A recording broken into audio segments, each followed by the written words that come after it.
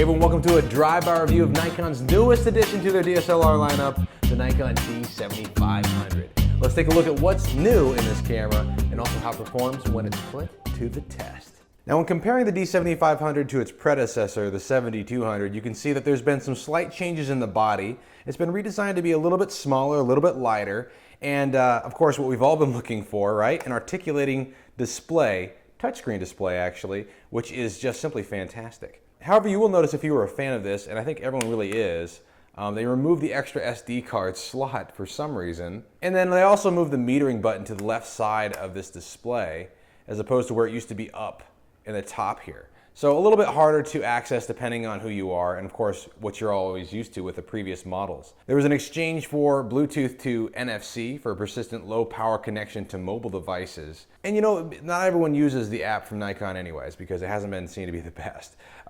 But it is very handy when it comes to transferring between devices. As we all know, it gets a lot easier if you can just on the fly take a photo and move it over to your device. And when looking at the sensor and image processor in here, it's really exciting as they took it from the D500, the same sensor and XP 5 imaging processor. So it allows for a really increased expanded ISO sensitivity range, even though the native sensitivity range is still only one stop above the 7200, coming to 51,200. Right, yeah, right there. Now, since they didn't update the autofocusing system on the 7200, the metering system is really what's going to help increase the speed and accuracy of the autofocus. And this is also something they pulled from the D500, Nikon's 180,000 pixel RGB 3D color matrix metering 3 metering system. And it does indeed improve the autofocus, but we're going to go over that in just a second because I think that's one of the most important details of this camera is how the autofocus performs, whether it's good or bad in different environments. And of course, something that videographers like myself are really going to be excited about is the fact that this camera does have 4K capabilities up to 30p. And you can see it right there, 25, 24, the other options in 4K. And of course, you've got your 1080, of course. All right, now let's talk about the autofocusing system because this is something that I find extremely important in cameras, of course, and then especially unique in this Nikon series, the D7500 especially. So first, right off the bat, we've got the kit lens on here. This is a 55mm. And just as a side note here, it's very interesting that this lens keeps about the same length dimension despite zoom out and zoom in. And they have this locking button so that when you want to put it away, you can get it more compact. So it actually fits in your case a little better. And then you have to unlock it to use it. So it's just a unique style there that I find a little unusual compared to what I was used to with kit lenses at least. Now looking at the autofocusing system, it's important for you to know if you're considering buying this camera that they've got these buttons kind of spread out around the camera to help the user really utilize both hands in the process of quickly switching. And it can be your decision whether this is quick or not. So to switch between manual and autofocus, there's this button right here or switch right here that has a button in it that also allows you to press and select the autofocus mode. So as I hold that button, I can select the autofocus mode and select the area mode, right?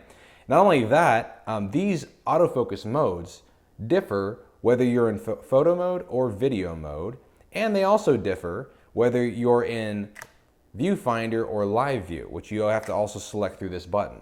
So you're selecting live view or viewfinder here. You're selecting also photo mode and video mode here. And you're selecting autofocus and manual here, while you also have your mode button up here. Now I say that in that order because I want you to realize the process I was going through when I was trying to toggle, for the purpose of testing, between manual photos of fireworks at night and autofocusing, testing out the autofocus video mode on fireworks at night.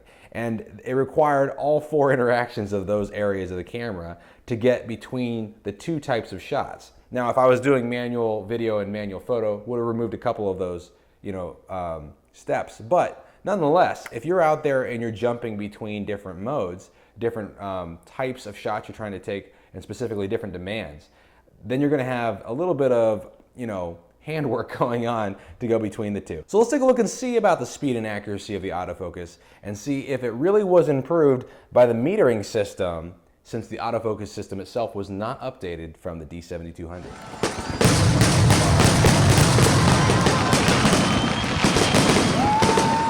All right, so here we go. We've got our fireworks program here. This was at night, and this was in autofocus mode in live view mode, taking video. And as you can see, the camera actually did a pretty good job at keeping everything quite crisp and adjusting quickly to the ever-changing light span.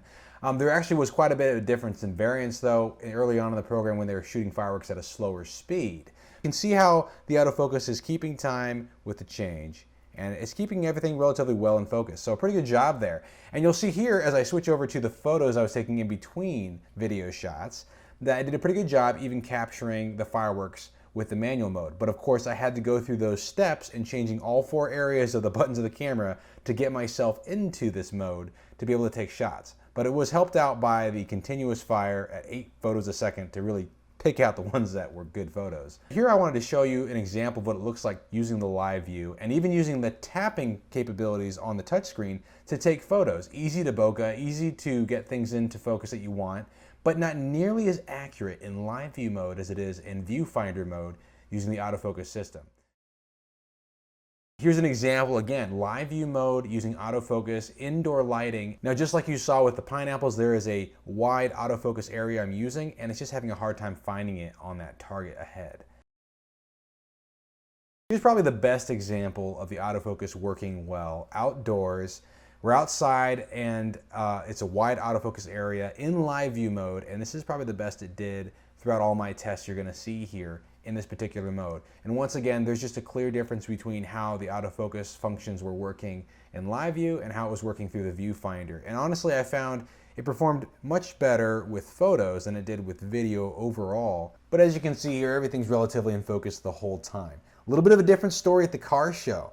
That VR technology is keeping some of my shakiness at bay, but as you can see, it's still there present.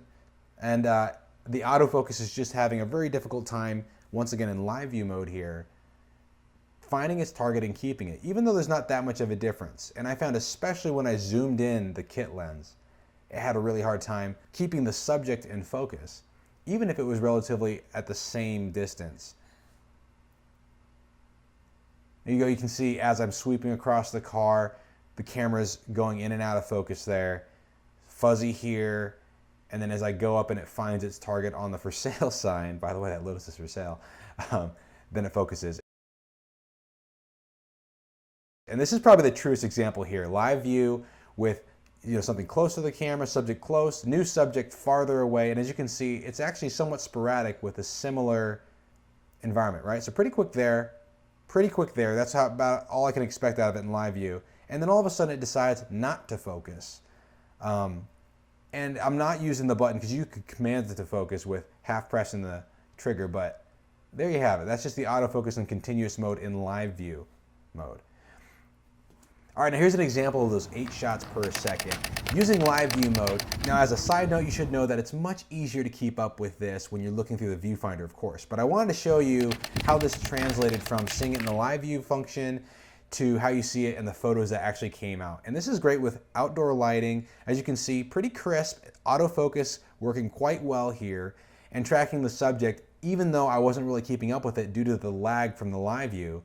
So my subject wasn't necessarily in the center, but it was finding it. And as you can see, it did quite well. And this is really what brings me to believe that this camera, despite its many different functions and settings you can change it for, really probably works best for the photographer that's trying to do similar shots to fast-moving subjects, because it has that 3D autofocus option that is supposed to predict where the subject's going to be.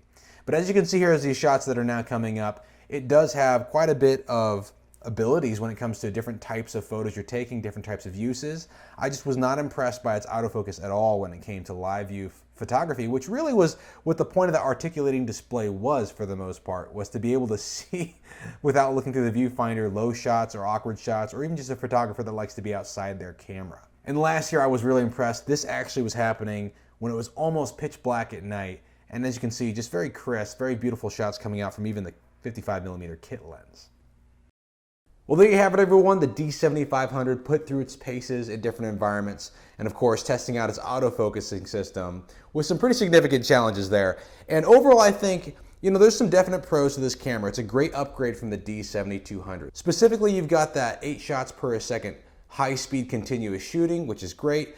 And of course, along with that, the buffering has been improved to up to 50 raw frames, along with a battery life of 950 shots. Slightly down from the 7200, but still better than a lot of its competitors. Now that being said, I did find overall that the autofocusing system, even though with the improved metering system, was still kind of sluggish. I mean, you saw it there and I talked about it.